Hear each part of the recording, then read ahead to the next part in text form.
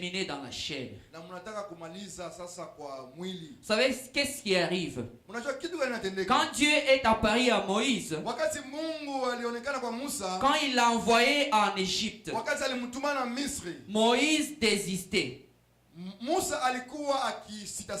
Il dit, comment est-ce que je vais te présenter devant ces gens-là? Akamwambia namna gani nitaweza kujionyesha mbele ya watu? Qu'est-ce que je vais leur dire afin qu'ils puissent croire que toi tu m'as envoyé? Nitawaambia kitu gani ili waamini ya kwamba wewe ndio umenituma? Qu'est-ce que je leur dirai? Qui est-ce qui m'a envoyé? Nitawaambia nini, nani amenituma? Il a répondu ceci. Akamwambia hivi, tu vas leur dire utaenda kuwaambia que je suis m'a envoyé. Niko ambaye amenituma. Parce que je suis ce que je suis. Kwa sababu niko aliye iko. Amen. Amen. C'est le nom qu'il a donné à Moïse. Na ndio jina ambaye alimpatia Musa. Je suis m'a envoyé. Niko amenituma. Et c'est je suis, c'est au présent. Na niko ni kwa sasa. Et c'est le présent actuel. Na ni kwa sasa ambaye iko. Amen. Amen. Il est l'alpha et l'oméga. Yeye ni mwanzo tena ni Le Dieu qui ne change pas. Mungu ambaye habadiriki. Le Dieu de maintenant. Ni Mungu ambaye ni wa sasa. Le Dieu actuel. Mungu wa wakati hii. Le Dieu qui s'actualise chaque seconde. Mungu ambaye iko kila sekunde. Est-ce que nous sommes ensemble? Et nous les connaissons parce que nous avons l'Esprit de Dieu en nous. Sans son esprit, tu ne sauras pas comprendre Dieu. Sans son esprit, tu n'auras même pas la petite connaissance de Dieu.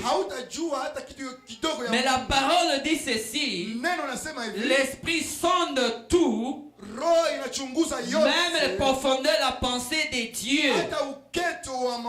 Et cet esprit, c'est l'esprit de révélation que Jésus a dit: je ne vous laisserai pas orphelins, mais je prierai le Père afin qu'il vous envoie un autre.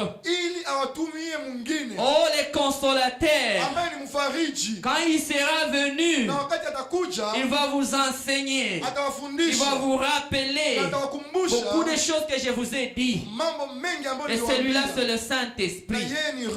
Très important dans la vie d'un chrétien.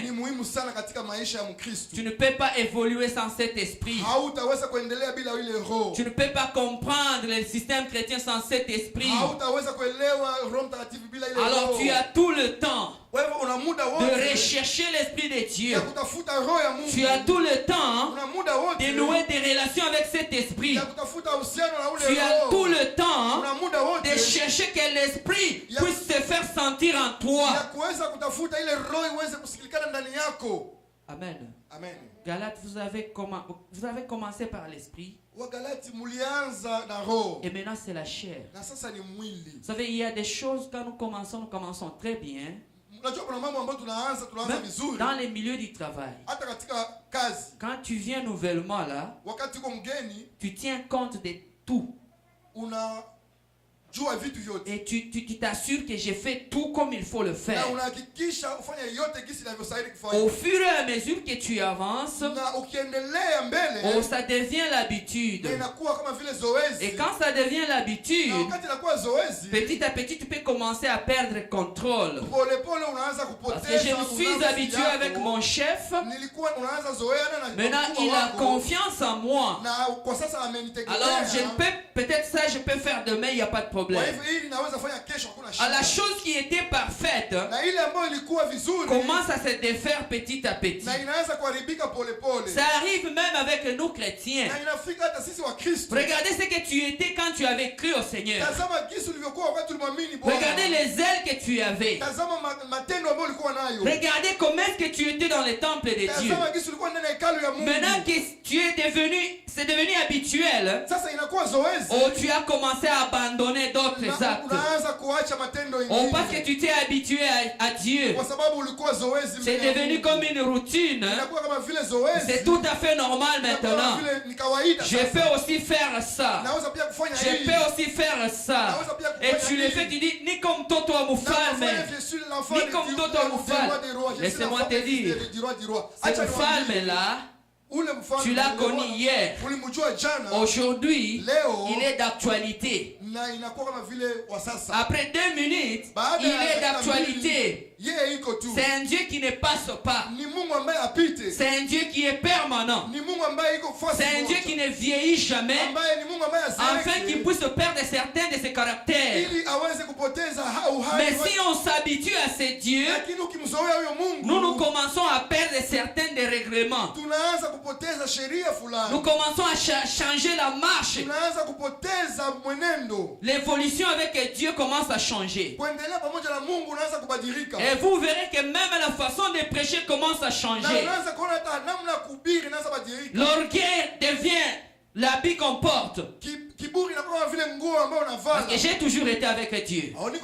Il a toujours fait cela. Il m'a toujours pardonné. Mais laissez-moi te dire, aujourd'hui n'est pas demain. 12 heures n'est pas 13 heures. Et ces dieux-là, ils s'actualisent chaque fois. C'est pourquoi il ne vieillit jamais et il ne passera jamais. Au commencement, il est là. À la fin de ton temps, il est encore là. Et au milieu, il est là. Il ne passe jamais. Mais quand on s'habitue à ces dieux, on commence à changer. On commence à perdre le caractère normal. On commence à changer de structure. Et ce qui était spirituel commence à aller dans les charnels.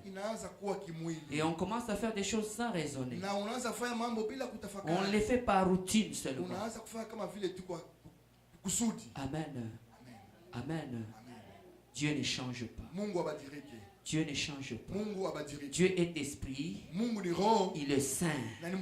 Il est amour. Il marche avec ceux qui marchent dans l'esprit. Il évolue avec le saint. Et il aime ses enfants. Et les enfants de Dieu sont ceux qui font la volonté de Dieu. Est-ce que nous sommes ensemble? Les habitudes. La première des choses, c'est celle-là.